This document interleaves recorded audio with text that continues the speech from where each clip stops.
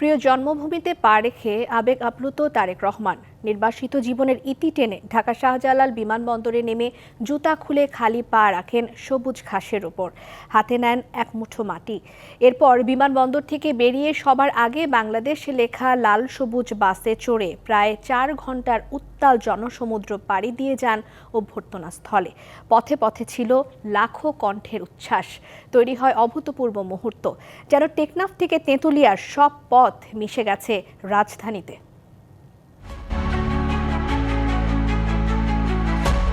এ কোনো সাধারণ ফেরা নয়, রাজসিক নায়কোচিত। 2025 সালের 25শে ডিসেম্বরের তারিখটাও ক্যালেন্ডারের পাতায় থাকবে ঐতিহাসিক দিন হিসেবে।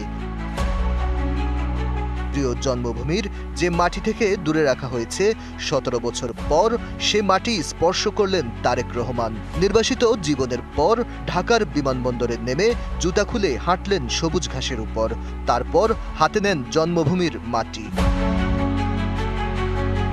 প্রহর গণনার দীর্ঘ 6314 দিন পর খালি চোখে বাংলাদেশের মাটি ও মানুষকে দেখার মুহূর্তটাও অভূতপূর্ব।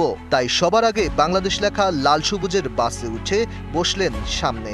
রাস্তায় তখন মানুষের ঢল। বিমানবন্দর থেকে পূর্বাচল 300 ফিটে সংবর্ধনা স্থলে পথের দূরত্ব যেখানে 10 মিনিটের, লাখো মানুষের স্রোতে সে পথে আসতে সময় লেগে যায় প্রায় 4 ঘন্টা।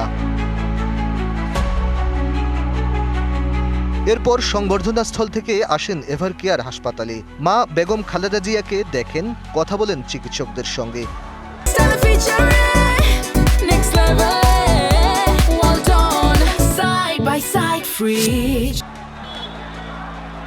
তারেক রহমানের এই প্রত্যাবর্তনে উজ্জীবিত দলের নেতাকর্মীরা। যারা বিএনপি সমালোচনা করতো তারেক রহমান আসবে কি আসবে না, এই যে একটা গুজব ছড়াতো পুরা বাংলাদেশব্যাপী, আজকে সমস্ত গুজব শেষ হয়ে যাবে। আমাদের প্রাণের নেতা আমাদের দেশে আমাদের মাঝে আছে। আমাদের অনেক ঈদের থেকেও বেশি আমাদের আনন্দ লাগতেছে। নামাজ পড়ে সবসময় দোয়া করতাম, আমি জীবনভরে সবসময় খাচ্ছি এই দলের পিছনে।